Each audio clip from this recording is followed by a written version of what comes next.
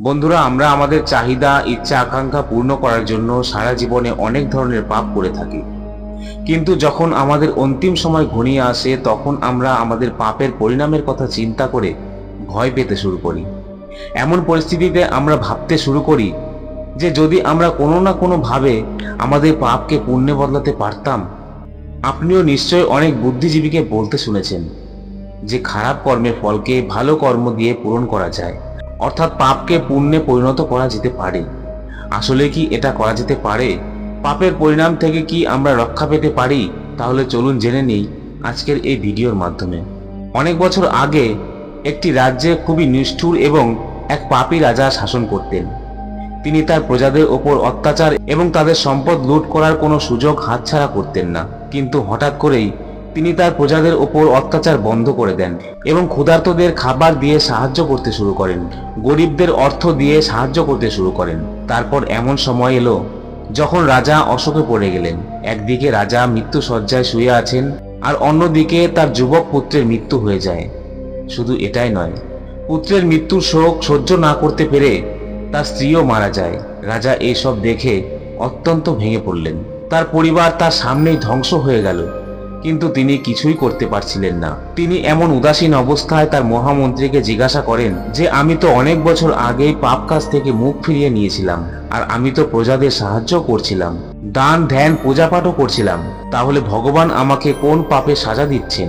আমি তো শুনেছিলাম যে পুণ্য করলে পাপের ভার কমে যায়, তাহলে কেন আমার সাথে এটা হলো? তারপর রাজার মহামন্ত্রী বললেন, মহারাজ, পাপকে পুণ্য দিয়ে নয়, পাপের অনুতাপ করে পাপ থেকে মুক্ত হওয়া যায়। একজন মানুষ সারা জীবন পাপ করে থাকে, কিন্তু তারপরেও ভগবানের কাছে এই প্রার্থনা করে যেন তার দ্বারা করা পাপের ফল ভোগ করতে না হয়। এটা কি কখনোই সম্ভব?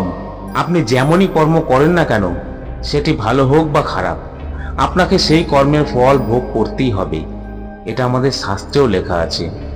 মানুষ নিজের দুঃখ কষ্টের জন্য ভগবানকে এবং ভাগ্যকে দোষ দেয়, কিন্তু সে ভুলে যায় যেটা তার সাথে হচ্ছে এটা তার কর্মেরই পরিণাম।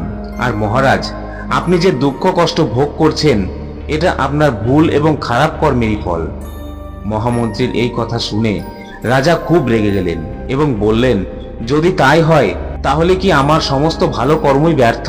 যদি আমার এই দিনটি দেখতেই হয় তাহলে আমি খারাপ কাজ ছাড়লাম কেন? রাজার এই প্রশ্নের উত্তরে মহামন্ত্রী বললেন, মহারাজ, আপনি যা কিছু করেছেন তার সমস্ত ফল আপনি অবশ্যই পাবেন। আপনি যে পাপ করেছিলেন তার ফল এখন পাচ্ছেন, আর আপনি যে ভালো কর্ম করেছেন তার ফলও আপনি অবশ্যই পাবেন। এরপর রাজা বললেন, তাহলে কি এই পাপের বোঝা কমানোর কোনো উপায় নেই? মহামন্ত্রী বললেন, মহারাজ, একটি উপায় আছে, অনুতাপ করা। কোনো পাপকে পুণ্যতে পরিবর্তন করা যায় না।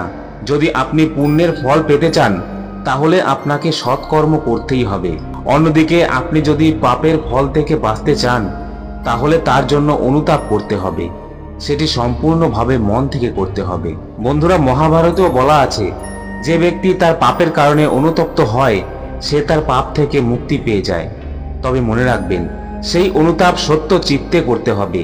মনের মধ্যে এটা স্থির করতে হবে যে ভুলেও এই পাপ আমি আর করব না, প্রাণ চলে গেলেও না। সবসময় মনে রাখবেন, ভগবান আমাদের খারাপ চান না, তিনি তো শুধু চান আমাদের সঠিক রাস্তায় নিয়ে আসতে। আর এই জন্যই তিনি আমাদের পাপের ফল দিয়ে থাকেন, যাতে আমরা অজ্ঞ মানুষরা জ্ঞান লাভ করতে পারি। এবং শিব পুরাণেও বলা আছে যে পাপ থেকে মুক্তি পাওয়ার জন্য অনুতাপ করা উচিত, কিন্তু সেই অনুতাপ শুধুমাত্র দেখানোর জন্য নয়। রাজা তো পাপের জায়গায় পুণ্য করতে শুরু করেন, কিন্তু তিনি কখনোই সত্য চিত্তে ভগবানকে স্মরণ করেননি। কখনোই তিনি তার করা পাপের জন্য অনুতাপ করেননি। যদি সে এই কাজটি করত তাহলে অবশ্যই তার পাপের বোঝা কমে যেত। বন্ধুরা, আপনারা নিশ্চয়ই এখন বুঝতে পেরেছেন যে পাপকে কখনোই পুণ্যতে পরিবর্তন করা যায় না। যদি আপনিও কখনো কোনো পাপ করে থাকেন তাহলে সত্য চিত্তে ভগবানকে স্মরণ করুন, আপনার পাপ কর্মের জন্য অনুতপ্ত হন এবং প্রতিজ্ঞা করুন যে এমন পাপ কর্ম আমি আর দ্বিতীয়বার করব না। তাহলে দেখবেন ভগবান আপনার পাপ কর্মের ফল নিশ্চয় লাগু করবেন। পাপের পরিণতি থেকে বাঁচার এটাই একমাত্র উপায়। বন্ধুরা, আশা করি ভিডিওটি আপনাদের ভালো লেগেছে। যদি ভালো লাগে তাহলে একটি লাইক করবেন আর চ্যানেলটিকে সাবস্ক্রাইব করে পাশে থাকবেন। ধন্যবাদ।